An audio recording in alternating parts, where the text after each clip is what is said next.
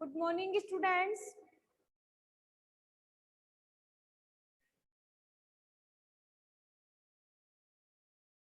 Rahul, good morning. Volume आ रही है क्या मेरी? राहुल, राहुल,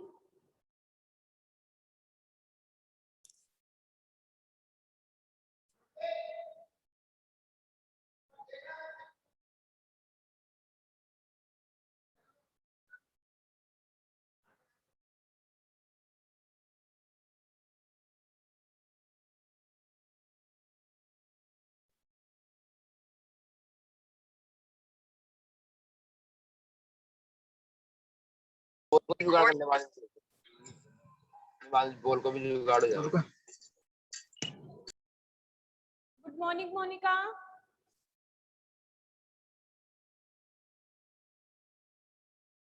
मोनिका, वॉल्यूम आ रही है क्या मेरी? Yes ma'am. ओके।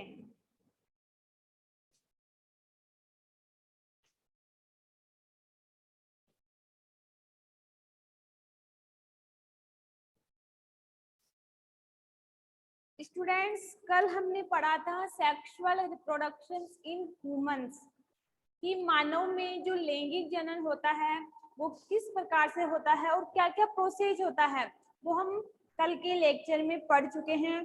ठीक है, और उसको ध्यान में रखते हुए जो आज का हमारा जो टॉपिक है वो है फर्टिलाइजेशन। लेकिन फर्टिलाइजेशन तब समझ में आएगा तब आप लोगों को यह पता होगा कि मेल गैमेट्स, फीमेल गैमेट्स क्या होते हैं।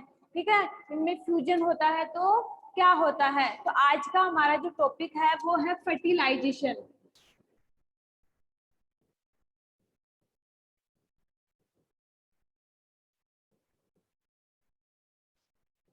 फर्टिलाइजेशन जिसको हम बोलते हैं निषेचन। ठीक है, फर्टिलाइजेशन को हम बोलते हैं निषेचन। और निषेचन तब करवाते हैं जब हमारे पास क्या हो, मेल गैमेट्स हो और फीमेल गैमेट्स हो। और मेल गैमेट्स में क्या हो हमारे पास, मोनिका पता ना, मेल गैमेट्स में हमारे पास क्या हो, मेल गैमेट्स के रूप में हमारे पास क्या होने चाहिए, स्पर्म। और फीमेल गैमेट के रूप में हमारे पास क्या होने चाहिए, एग। एग। तभी तो फर्टिलाइजेशन प्रोसेस कंप्लीट होता है। फर्टिलाइजेशन प्रोसेस तभी कंप्लीट होगा जब हमारे पास मेल गैमेट और फीमेल गैमेट हो और इन दोनों का आपस में क्या हो, फ्यूजन हो। उसी को हम क्या बोलते हैं, फर्टिलाइजेशन। तो इसकी डेफिनेशन होगी,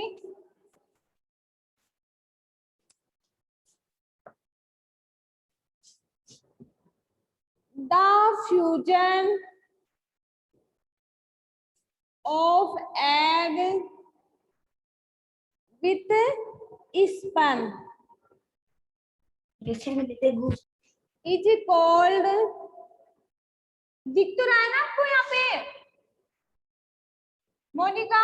यस मैम। इन पे दिख तो रहा है ना? ठीक है, कॉल्ड फर्टिलाइजेशन।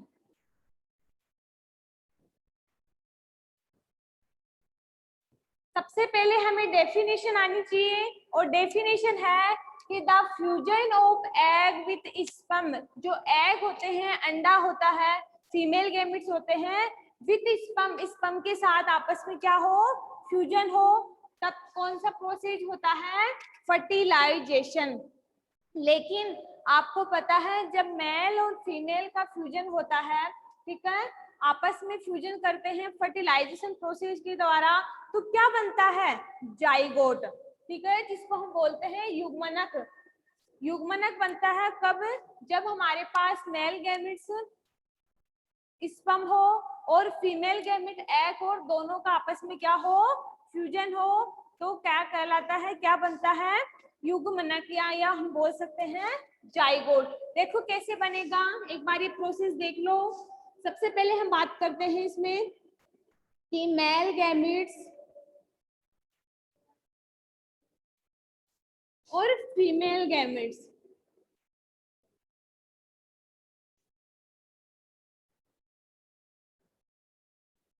मेल गैमेट्स में हमारे पास होने चाहिए स्पर्म और फीमेल गैमेट में हमारे पास होने चाहिए एग। जब इन दोनों का आपस में क्या करवाते हैं हम, फ्यूजन, इस प्रोसेस के द्वारा, फर्टिलाइजेशन प्रोसेस के द्वारा।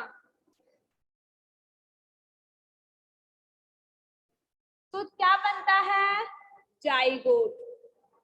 यही तो पढ़ा है हमने डेफिनेशन में कि मेल गैमेट स्पर्म और इसके साथ फीमेल गैमेट एग दोनों का फ्यूजन होगा, सहयुग्मन होगा, किस प्रोसेस के द्वारा, फर्टिलाइजेशन प्रोसेस के द्वारा, और क्या बनेगा, जाइगोट। और ये बताना मुझे जो स्पर्म है वो कौन सी सेल है, एन या टू एन, सिंगल सेल है या यूनिसेल है ये मोनिका? Single cell. जिसको हम एन से डिनोट करते हैं, ये भी क्या है, एन, लेकिन एन एन मिलके क्या बनाएगी, 2n। तो हम बोल सकते हैं जब जाइगोट बनता है तो उसमें दो सेल प्रेजेंट होती है, फर्स्ट इज मेल गैमेट्स की and second is female gametes की। आई थिंक यहाँ तक सबको समझ में आ गया फर्टिलाइजेशन, यस या नो? Yes ma'am. क्या हुआ, यहाँ तक समझ में आ गया ना? Yes ma'am. ठीक है, आगे चले। बस डेफिनेशन ध्यान रखना आप लोग, और ये चार्ट डेफिनेशन ना लिखी, ये चार्ट भी बना दोगे ना तो आंसर आप लोगों का राइट है, ठीक है। इसके बाद हम बात करते हैं, देखो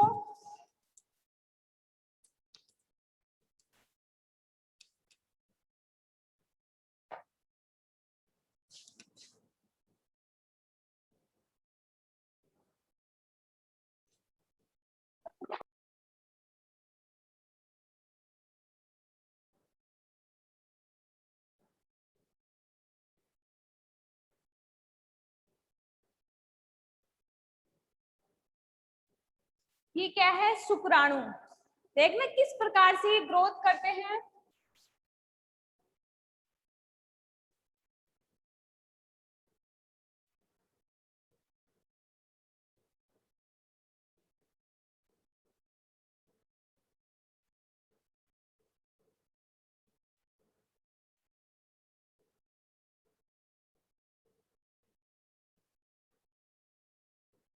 पहले इसके पास सिंगल सेल थी, ठीक है, इसके बाद ये कौन से सेल में विभाजित हो गया, 2n सेल में। इसके बाद आगे फिर विभाजन होगा और ये बनाएगा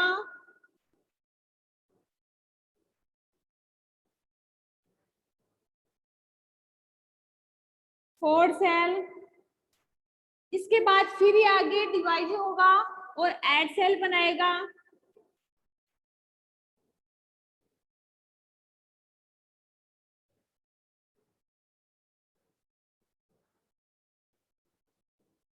इसके बाद फर्दर इसमें फिर डिवीजन होगा और ये 16 सेल बनाएगा।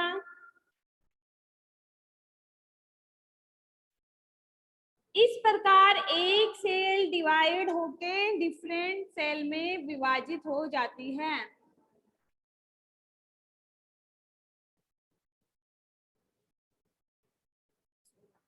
इसके बाद हम बात करें कि ये जो 16 सेल होती है, आगे फिर इनमें क्या होगा, विभाजन होगा, डिवीजन होगा, और क्या करेगी, ये 32 सेल बना लेगी।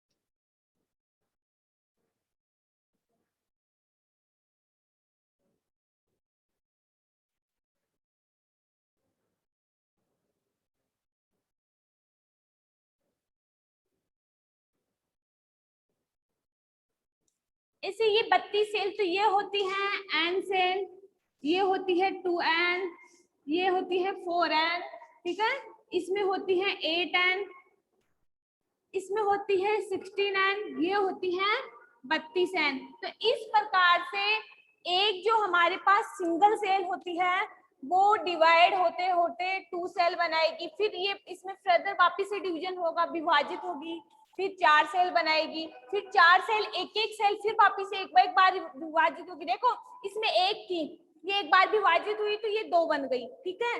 लेकिन ये 2 है हमारे पास, ये दोनों तो विभाजित होगी, ये विभाजित होगी तो 2 इसकी बनेगी, ये विभाजित होगी तो 2 इसकी बनेगी, 4 बन गई।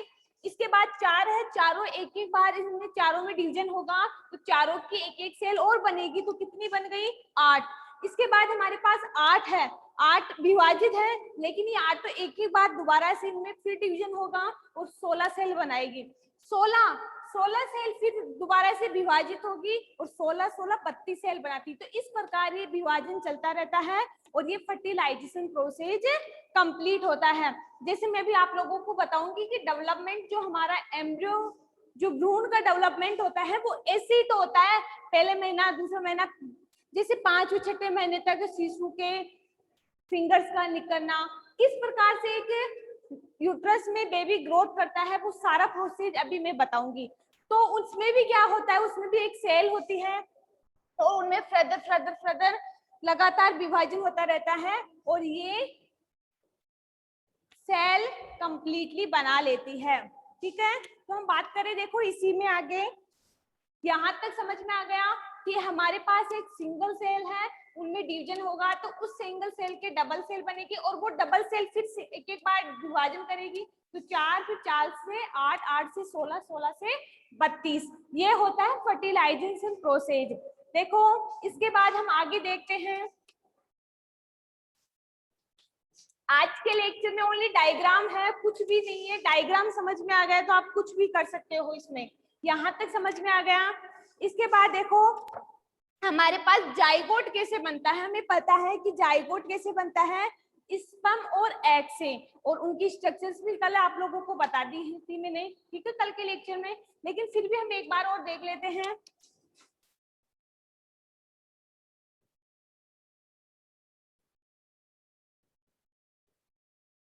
ठीक है, ये हमारा क्या है, एग। मैंने इस तरह की तो आपको एग की स्ट्रक्चर्स बताई थी, ठीक है, ये लेयर में होता है,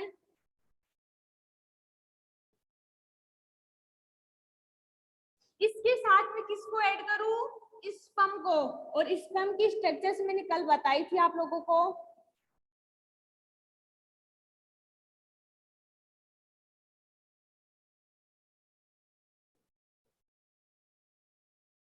ठीक है, ये किसकी स्ट्रक्चर्स है, स्पर्म। जो स्पर्म होता है वो इस शेप में होता है, ठीक है।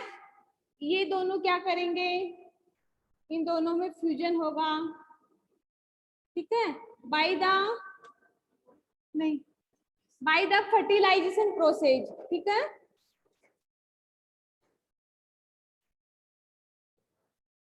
और क्या बनाएगी, ये देखो, ये बनेगा हमारा जाइगोट।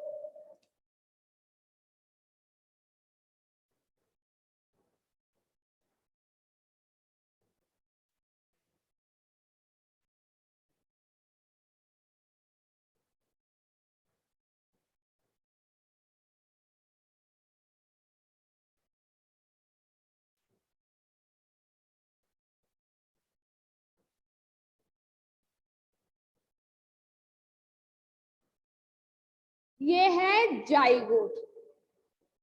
तो देख लो किस प्रकार से एग और स्पर्म जुड़ते हैं, इनकी स्ट्रक्चर्स ऐसे होती है और ये जाइगोट बनता है। यहाँ तक सबको समझ में आ गया। और कल के लेक्चर में मैंने बताया था कि ह्यूमंस में कौन सा फर्टिलाइजेशन पाया जाता है, कौन बताएगा मेरे को, कि जो मानव होता है उसमें कौन सा फर्टिलाइजेशन पाया जाता है। मैंने 2 फर्टिलाइजेशन बताए थे, टाइप ऑफ फर्टिलाइजेशन 2 बताए थे, इंटरनल और एक्सटर्नल। तो ह्यूमंस में कौन सा फर्टिलाइजेशन पाया जाता है मोनिका, ह्यूमंस में कौन सा फर्टिलाइजेशन पाया जाता है, इंटरनल या external? Internal. Very good, internal, क्योंकि इंटरनल का मीन्स होता है आंतरिक। इसमें क्या होता है, जो फीमेल की बॉडी होती है ना, मादा की बॉडी, उसमें अंदर की साइड ये फर्टिलाइजेशन प्रोसेस होता है। हम एक तो लिख सकते हैं कि फर्टिलाइजेशन occur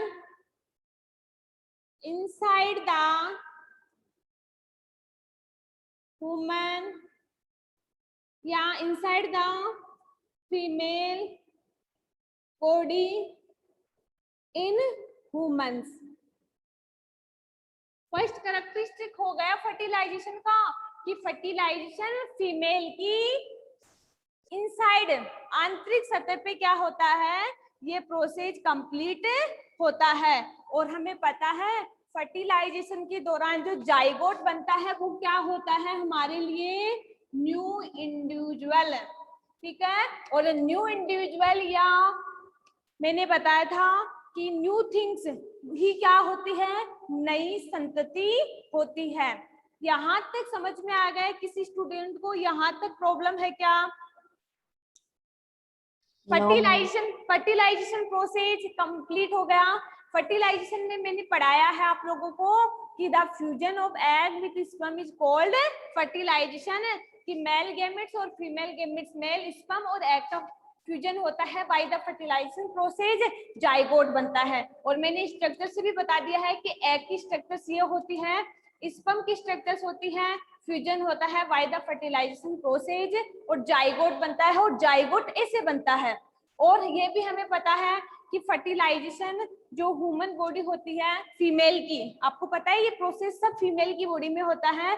तो फर्टिलाइजेशन जो फीमेल की बॉडी में होता है वो इंटरनल होता है, और हम जानते हैं कि फर्टिलाइजेशन दो होते हैं, लेकिन जो मानव होता है उसमें इंटरनल टाइप का फर्टिलाइजेशन पाया जाता है। इंटरनल मतलब आंतरिक प्रकार का फर्टिलाइजेशन पाया जाता है। ये है हमारा फर्टिलाइजेशन। लेकिन अब इसके बाद हम पढ़ेंगे कि एम्ब्रियो ऑफ या डेवलपमेंट ऑफ एम्ब्रियो, कि भ्रूण का निर्माण कैसे होता है, एक बेबी का निर्माण कैसे होता है। इस जाइगोट तो बन गया, ठीक है, लेकिन ये जाइगोट कैसे स्फुटिक होगा, फटेगा, और किस प्रकार से एक बेबी की फॉर्मेशन होती है वो हम अब अगला जो टॉपिक है वो पढ़ेंगे। तो हमारा अगला टॉपिक है development of embryo.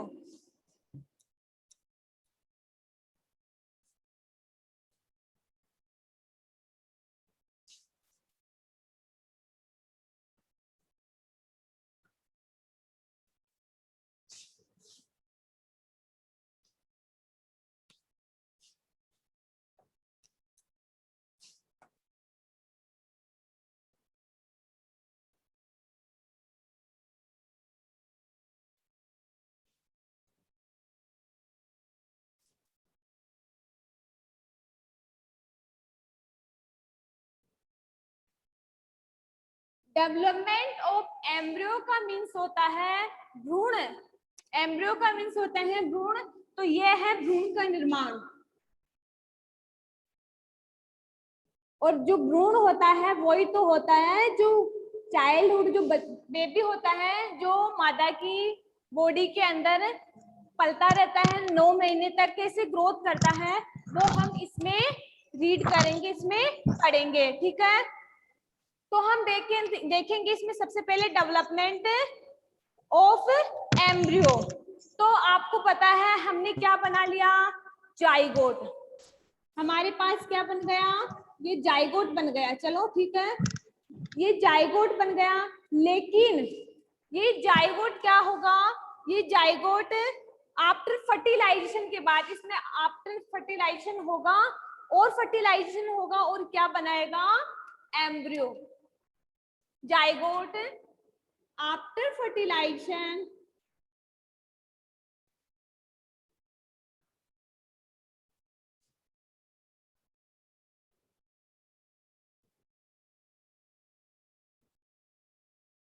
change into embryo।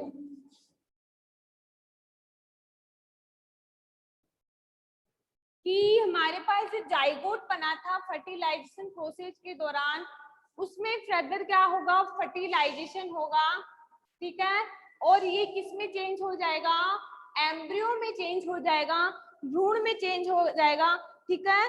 और हमें पता है कि किस प्रकार से हमारे पास एक सेल होती है और किस प्रकार से ये एम्ब्रियो बनता है। तो देखो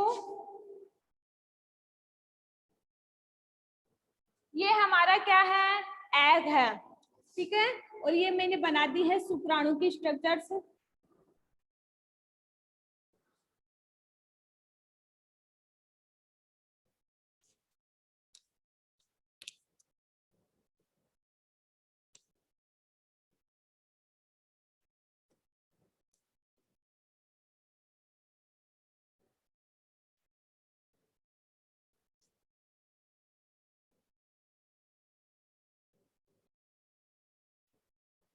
ठीक है, इसके बाद ये बनाएगा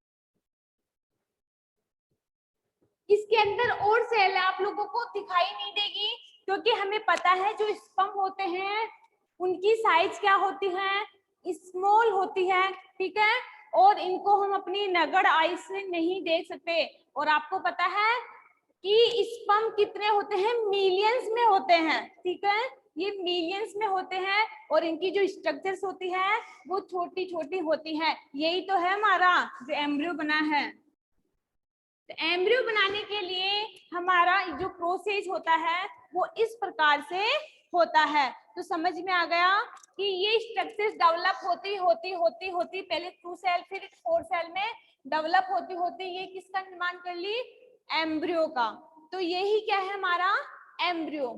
इसके बाद हम बात करते हैं, देखो कि किस प्रकार से जो मादा की बॉडी होती है उसमें किस प्रकार से बेबी ग्रोथ करता है। ठीक है, तो उसके लिए आपको पता है कि 9 महीने की अवधि होती है और उन 9 महीने की अवधि के अंदर ही क्या होता है, शिशु मादा की यूट्रस में, यूट्रस का मीन्स मैंने कल बताया था गर्भाशय, जो मादा का जो गर्भाशय होता है उसमें ही वो क्या कर पाता है, ग्रोथ करता है।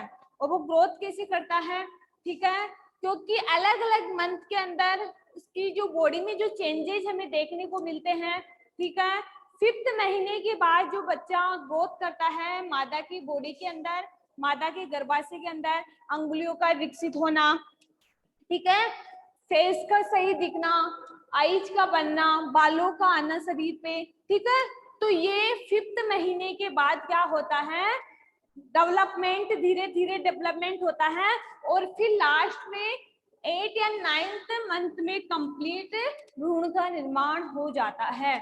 और आपको ये भी पता होना चाहिए कि जो एक स्वस्थ व्यक्ति, एक जो स्वस्थ बच्चा जो जन्म लेता है उसका वेट मिनिमम कितना होना चाहिए, किसी को पता है क्या?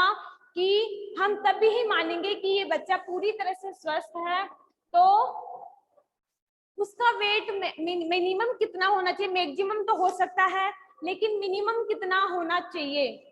तो हम बोल सकते हैं कि जब बेबी का जन्म होता है, ठीक है, जब बेबी का जन्म होता है तो मिनिमम उसका वेट 3 kg तो होना ही चाहिए। तभी हम मान सकते हैं कि जो होने वाला जो बेबी है अगर उसका वजन 3 kg है तो होने वाला बेबी पूरी तरह से स्वस्थ है। लेकिन आपने कभी कभी कुछ ना कुछ ऐसे केस भी देखे होंगे कि जो बेबी का जो बर्थ है, जन्म है, वो 7वें महीने में या 8वें महीने में हो जाता है। तो ऐसी कंडीशन में क्या होता है, जो हमारे पास ये जो सेल होती है वो सही तरह से डेवलपमेंट नहीं कर पाती, सही तरह से विकसित नहीं हो पाती, जिसके कारण जो भ्रूण होता है वो टाइम से पहले आने की वजह से उसमें कुछ ना कुछ बीमारियां हो जाती है।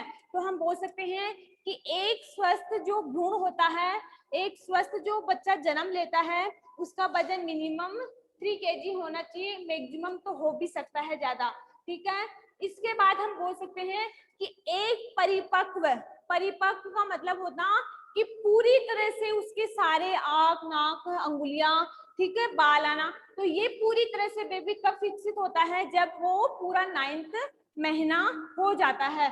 तो तब हम बोल सकते हैं कि 9वें महीने या 10वें महीने में जो बेबी जन्म लेते हैं वो पूरी तरह से स्वस्थ होते हैं, और हम बोल सकते हैं कि वो पूरी तरह से क्या होते हैं, उनमें हर चीज का डेवलपमेंट हो पाता है। तो इस प्रकार ये फेज होती है, और किस प्रकार से लास्ट में एक एम्ब्रियो बनता है वो हम इस प्रोसेस के दौरान समझ लिए हैं। आपके बस यहाँ तक ही है, इससे आगे कुछ भी नहीं है, वो 12th या 10th के लेवल में है। फिर आपको तो बस इतना ध्यान रखना है कि किस प्रकार से मेल और फीमेल गैमेट्स होते हैं और उनका फ्यूजन होता है। अभी लास्ट क्लास में एक बात पूरा रिपीट कर दूंगी आपको एक चार्ट के माध्यम से, ठीक है। लेकिन बस इतना ध्यान रखना कि जो ये सेल्स होती है वो ऐसे डेवलपमेंट होती है और लास्ट में एक कंप्लीटली भ्रूण का निर्माण कर लेती है।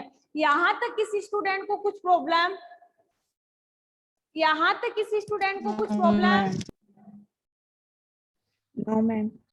इसके बाद हम पढ़ेंगे कि लाइफ साइकिल ऑफ फ्रॉग। छोटा सा टॉपिक है, जैसे हमने बटरफ्लाई की पढ़ी थी और उसमें 4 स्टेप देखी थी, ठीक है, वो भी डायग्राम से। तो आज के इस टॉपिक में हम देखेंगे, ये लास्ट में आपको एक बार दोबारा से रिपीट कर दूंगी, सारा के लास्ट में हुआ क्या था चार्ट बना के। तो एक बार वो देख लो आप लोग, life cycle of frog.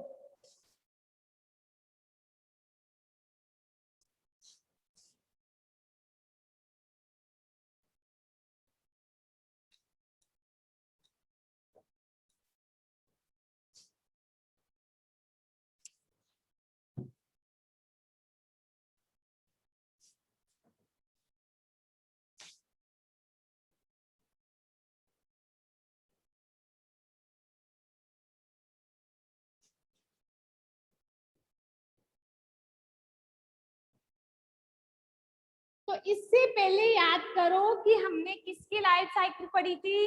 Butterfly की लाइफ साइकिल पढ़ी थी, और उसमें कौन कौन सी 4 स्टेप हमने देखी थी। तो फर्स्ट स्टेप क्या थी? हमारे पास क्या था? एग था, ठीक है। फिर एग के बाद क्या बना था? लार्वा। लार्वा। इसके बाद फिर क्या बना था? प्यूपा। और इसके बाद कंप्लीटली हमें क्या बनी थी? बटरफ्लाई। तो ये किसकी लाइफ साइकिल थी? बटरफ्लाई की। कि बटरफ्लाई में हमारे पास एग होता है, वो डेवलप होता है, फिर लार्वा फेज आती है, इसके बाद प्यूपा फेज आती है, फिर लास्ट में कंप्लीटली बटरफ्लाई बनती है। इसी प्रकार सेम टू सेम फ्रॉग का लाइफ साइकिल होता है। फ्रॉग के अंदर भी वही हमारे पास क्या होता है? एग, ठीक है। इसके बाद वही लार्वा बनती है, वही प्यूपा बनती है। इसके बाद हम यहाँ पे बोल सकते हैं एडल्ट। एडल्ट फ्रॉग की फॉर्मेशन होती है, लेकिन इसके लिए वही हमारे पास क्या है? वही स्टेप है, एग है, ठीक है। एग से लार्वा बनेगा, लार्वा से प्यूपा बनेगा, और इसके बाद क्या बनेगी हमारे पास? एडल्ट। और एडल्ट का मीन्स होता है वयस्क। हम बोल सकते हैं वयस्क। कंप्लीटली फ्रॉग की फॉर्मेशन होती है। तो आप बटरफ्लाई की और इसकी सेम याद कर सकते हो, लास्ट में बटरफ्लाई की जगह एडल्ट कर देना। Okay, any confusion this topic? Any students? No ma'am. किसी स्टूडेंट को कुछ प्रॉब्लम यहाँ तक?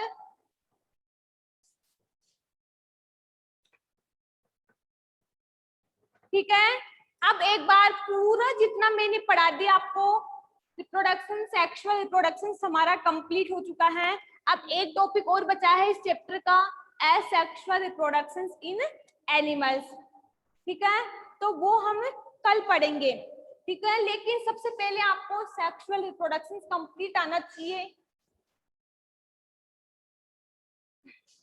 तो देखना, और रफ नोटबुक भी साथ रखना, ताकि आप कभी भी पढ़ो तो ये माइंड जो मैं बना रही हूँ मैं पूरे चैप्टर का, ठीक है, वो आपके माइंड में होना चाहिए, ठीक है, कि इससे ये बनता है, इससे ये बनता है। तो सबसे पहले हम बात करते हैं बॉयज रिप्रोडक्शन की।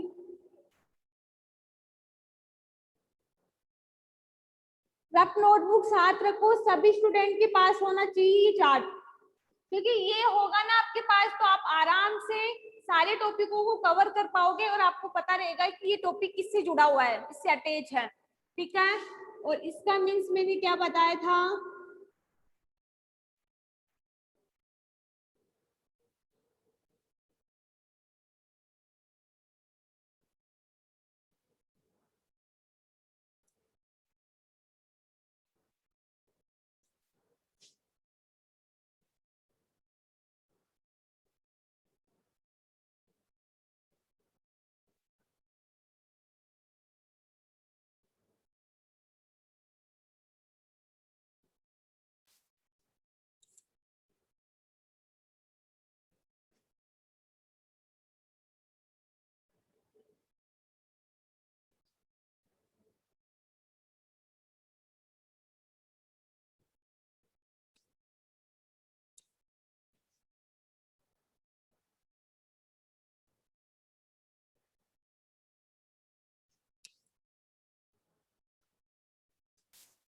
इसमें अभी हमने ओनली ये पहचाना है कि 1 गैमेट्स ओनली,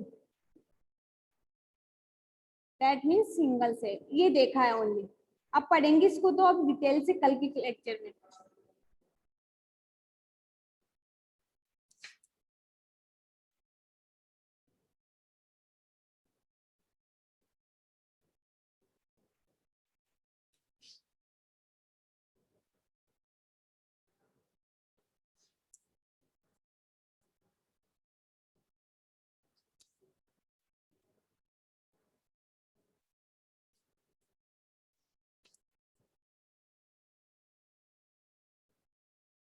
फीमेल गैमेट्स और ये होता है मेल गैमेट्स। मेल गैमेट्स के पास सेक्स ऑर्गन क्या होता है, स्पर्म। इसके पास सेक्स ऑर्गन क्या होता है, एग। और ये दोनों ही आपस में क्या करते हैं, फ्यूजन,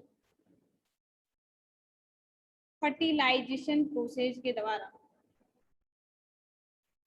इसके नीचे का यहाँ बना रही हूँ, देख लेना क्या बना था, जाइगोट। और ये जाइगोट क्या होगा, इसमें फर्दर फिर क्या होगा, फर्टिलाइजेशन।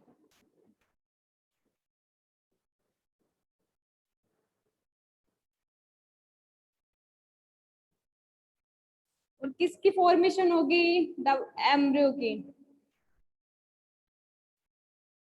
ठीक है। और ये एम्ब्रियो हमारा क्या है, भ्रूण है, एक बेबी है, ठीक है, जिसमें कितनी फेज होती है, जैसे हमारे पास ये 1 सेल है, इसमें फर्दर डिवीजन होगा, ये 2 सेल बना ली। इसके बाद ये तो देखने की जरूरत नहीं है आप लोगों को, बस आप लोग इतना ध्यान रखना कि ये सारा प्रोसेस होता है रिप्रोडक्शन में। यहाँ तक किसी स्टूडेंट को कुछ प्रॉब्लम एक बार राइट कर लो, दोबारा से एक्सप्लेन कर दूंगी।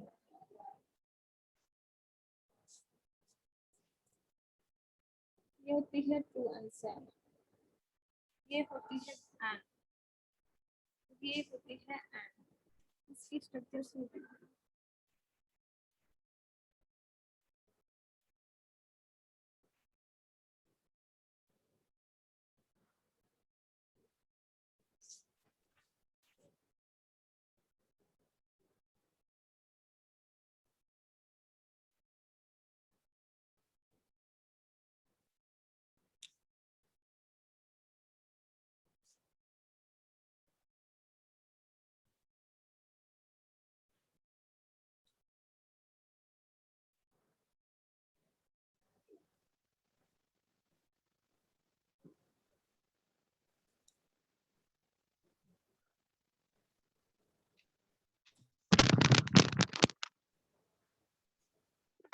यहाँ तक सबने राइट कर लिया,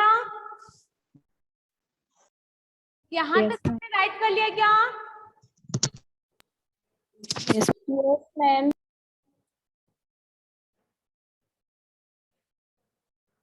देखो एक बार माइंड में रखना कि एक्चुअली होता क्या है। पूरे चैप्टर में हम 3 दिन से जो पढ़ रहे हैं वो यही तो है, 3 दिन से हमने जो पढ़ा है वो यही तो पढ़ा है पूरा। बस आप लोग देखना कि कौन सी चीज किस चीज, और इसमें क्या ही एक तरह से ये कड़ी की तरह है कि ये होगा तो ये बनेगा, ये बनेगा तो ये बनेगा, ये नहीं है तो ये भी नहीं बनेगा। ये है इसमें कि एक है तो सारे उसके साथ साथ है, और एक नहीं है तो कोई नहीं है। सबसे पहले रिप्रोडक्शन होता है, और ये आप लोगों को सबको पता है कि जनन के दौरान क्या बनता है, नया जीव बनता है।